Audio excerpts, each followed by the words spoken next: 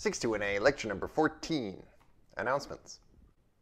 The CATS project is due Friday. Finish by Thursday to get an early submission bonus point. There's a project party Wednesday, Corey 247, starting at 6:30 p.m. We also have one more thing for you to work on this week, which is hog composition revisions. Follow this Piazza post to learn how to do it. It actually can be pretty quick. You just need to address the comments that were given to you and resubmit your hog project, but you have to do it using a different OK command, one with -- revise in it, in order to mark which version is your revision. It just makes it easier for us. So please read the instructions and spend some time on Friday finishing that up. A great way to have time for this on a Friday is to finish the CATS project on Thursday.